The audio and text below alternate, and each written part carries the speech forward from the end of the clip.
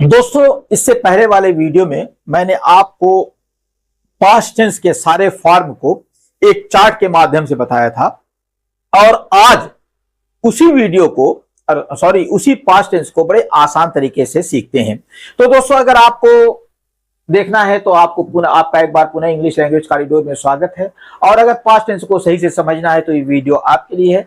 अगर आप इस वीडियो को देख लेते हैं और समझ लेते हैं तो आपको फिर पास्ट टेंस में कोई कंफ्यूजन नहीं बचेगा, सारा कंफ्यूजन यहीं पे सॉल्व हो जाएगा।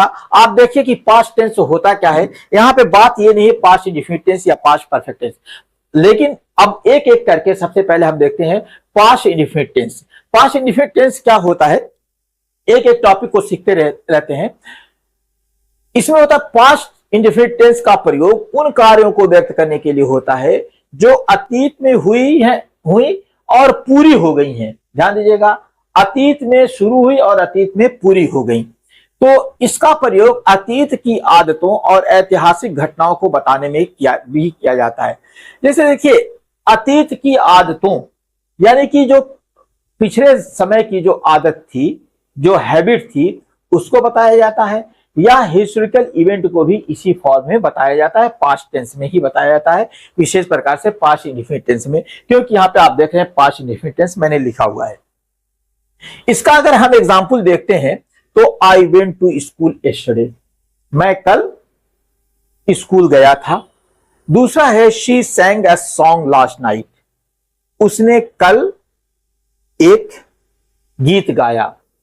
हमने इसके पहले वाले वीडियो में पास्ट टेंस में सारे इस सिस्टम को पढ़ लिए कि इसमें जो है ये क्या है, शी क्या है, सैंग क्या है, अ सॉन्ग क्या है, लास्ट नाइट क्या है। ठीक है, ये हमने पढ़ लिया है। अगला सेंटेंस इसमें आता है they played cricket on Sunday. Next है वी वॉच अ मूवी, हमने एक फिल्म देखी। कब देखी थी? यस्टरडे, कल हमने एक मूवीज देखी थी।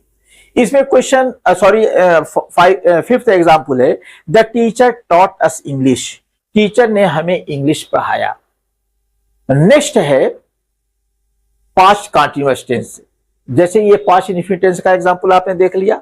मैंने आपको बताया था कि डिटेल डिफिनेशन बताएंगे और एग्जांपल बताएंगे, उसमें मैंने सारे उसको स्ट्रक्चर बताया है।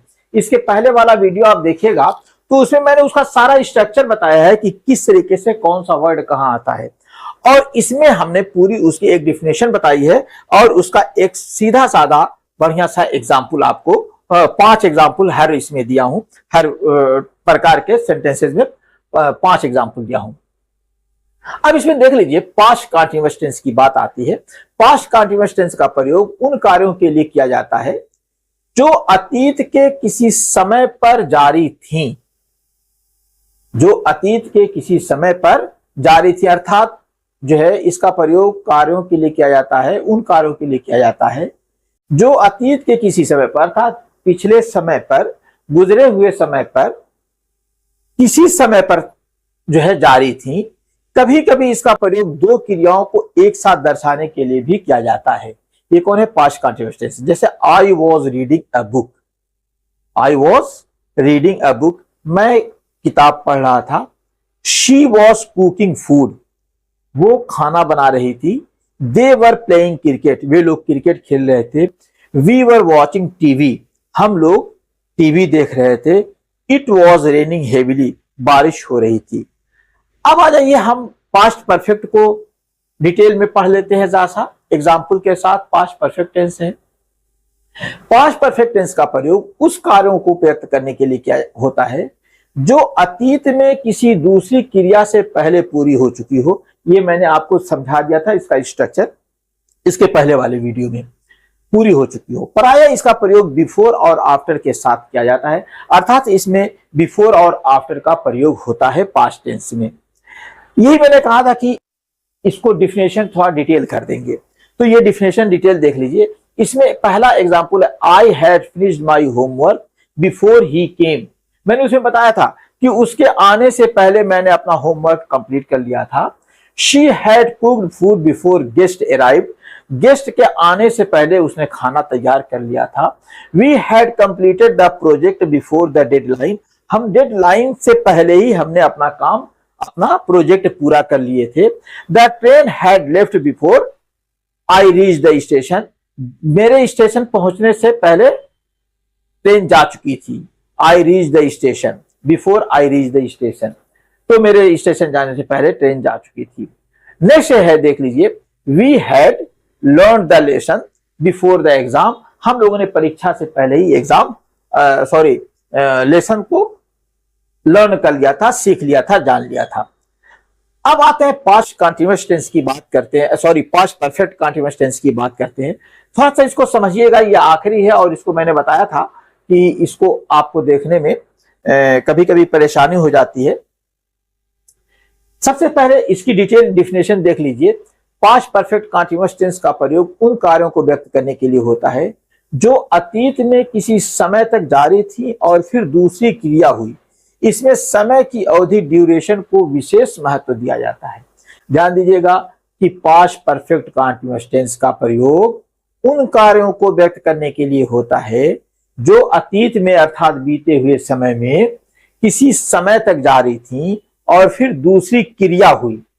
जारी थी और फिर दूसरा कार्य हुआ।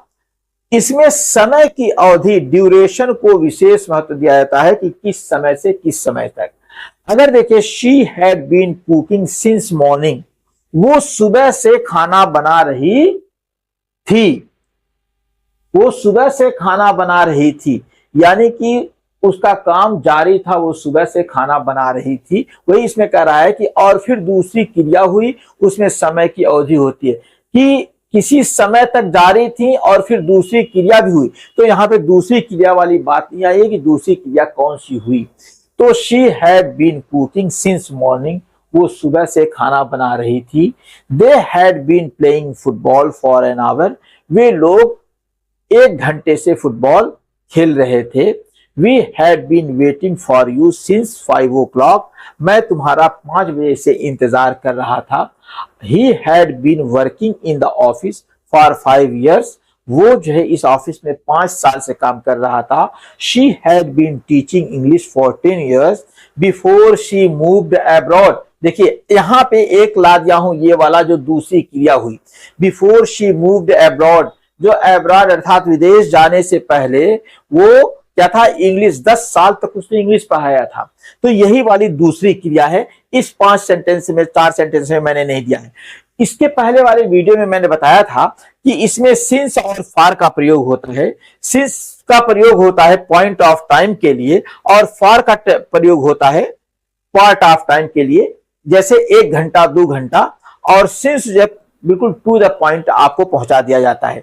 तो इसमें यही वाली जो दूसरी क्रिया थी, शी मूव्ड अब्रॉड, अब अब्रॉड जाने से अर्थात विदेश जाने से पहले उसने 10 सालों तक इंग्लिश पढ़ाई थी। तो दोस्तों पास्ट टेंस ये था। अगर आपको पास्ट टेंस का आसान लग रहा हो और तो इसको लाइक कीजिएगा, दोस्तों के साथ शेयर कीजिएगा और चैनल को सब्सक्राइब करना मत भूलिएगा। मिलते हैं हम अगले वीडियो में। Thank you.